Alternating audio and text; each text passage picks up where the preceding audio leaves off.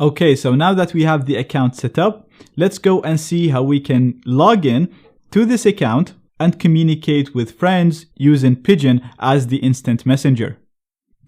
So I'm going to go to a new desktop. Now Pidgin comes pre-installed in Tails, so this is great, and this is one of the reasons that I chose to cover it, and one of the reasons why it's so popular, because you don't need to install it, and as we know, Tails is live, so it's always great when you can just use the built-in applications. So we're going to go to applications, and you can find Pidgin in here in the favorites, as you can see in here, or you can find it under internet, and we have it right here. Now we're going to launch this. And as you can see, as soon as you start it, it'll have 2 default accounts. Now we're not going to be using these accounts. We want to use our own account, which we just created. So I'm going to click on add. And I'm going to choose that this account is going to be an XMPP account. I'm going to put the username. And as you remember, the username that we picked was JHNWCK. And the domain that we set this on was this domain right here, thismail.de. So I'm going to copy it and paste it here. I'm going to put the password, which is the same password that I chose when I signed up. And I'm going to click on add. Now, perfect. Now I'm actually logged in. As you can see here at the bottom, the circle is green and it says available. This is my status. So if anybody has added me to their friends list or buddy list, they will see me as available.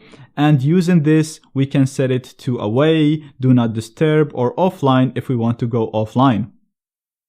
Now, this is fine. Let's go ahead and add a friend. So I'm going to go to buddies. I'm going to click on add buddy to add another friend. So the first thing it's asking us which account I want to add this friend to. This is our account that we're using right now, so I'm going to keep this the same. If you had multiple accounts, you can click this and select the other account that you want to add your friend to.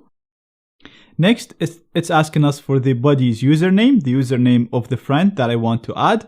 And I've already set up another account on a different XMPP server just to show you that you can communicate with any XMPP server with any account. And the other account that I set up is jhnwck2 at jabber.systemli.org. So as you can see, this is a completely different server, but we should be able to communicate with it. I'm going to add it. And if we go to the other account, which is this one right here. So this is another Tails machine that I'm already logged in to the account that I just added to johnwick2 at jabber.systemli.org. And as you can see, he got a friend request from my other email, which is johnwick@thismail.de. So I can authorize or deny this, and I'm going to authorize it. I'm going to allow him to add me, and I'm going to add him as a friend as well. So if we go back here, we can see we have John Wick as a friend, and we can see there's a green circle beside it, so he's online. And if I double click this, let's close this, we will get an instant messaging screen. Again, very similar to what you get in other applications and other instant messengers, and you can start sending messages. So let's say, hey, let's see if we receive it here. As you can see, we got a message here in a new tab from johnwick@thismail.de. He said, hey, let's say hello back just to test. And going back here, as you can see, we got the message back. Now, before we wrap this up, I want to highlight one more thing. So right now, when we send something through XMPP, we are connecting to the Tor network because, as we know, Tails route everything through the Tor network. Then whatever we're sending is exiting the Tor network to the XMPP server because the XMPP server is on the ClearNet, and then it's relayed to the destination.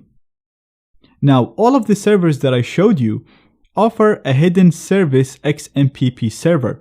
So what happens in that case is we connect to the Tor network, and whatever message we send directly goes to an XMPP server that is running as a hidden service. Therefore, it never leaves the Tor network, making full use of the privacy and anonymity that the Tor network offers. Now to do this, we need to slightly modify the way we configured Pidgin. So let's go back to Tails, and I'm going to go up to the list of the servers, and I'm going to look for the server that I used, which is this one right here, thismail.de. And as you can see, we have the link for its hidden service right here. I'm going to copy this. I'm going to go down to Pidgin. I'm going to sign out of my current account. I'm going to go to offline, and we're going to go to accounts. We're going to manage my accounts. And this is the account that we want to modify its server so that we connect to the hidden service instead of directly connecting to the ClearNet server. We're going to click on modify to modify its settings. And keep in mind, we're keeping the basic exactly the way it is. We're still using the same username and the same ClearNet domain because this is our address. But what we want to modify is in the advanced tab, which is the connect server. So you want to set this server to the hidden service that you want to use as the XMPP server to connect. And that's it. We're going to click on save and we're good to go. I'm going to close this and I'm going to change my status to available again. It's going to ask you for the password. We're going to put it. And perfect, we're back online. I can see my buddy right here, and let's send him another test message. And go to his account, and perfect, as you can see, we got the message from him right here. So as you can see, very simple, very intuitive, very similar to any other messaging app that you can use. The great thing about this is, like I said, it's decentralized, so anyone can start their own server. There is no one company that controls how this works. Pidgin comes pre-installed in Tails. Therefore, you don't need to install any third-party programs, and as we know, Tails is amnesic and live and secure enough, therefore you're benefiting from all of these features. The only problem right now is, as you can see here, it's saying the connection is not private, so the communication right now between us two is not private. Now TLS is used, so there is a layer of encryption, but it's not end-to-end encryption. And ideally, we want to use end-to-end encryption, so the message gets encrypted at my end and it never gets decrypted until it reaches the destination. So even the server owner or anybody that intercepts this message would not be able to read it because it'll be encrypted throughout the whole way. So in the next lecture, I'm going to show you how to configure Pidgin to use end-to-end encryption.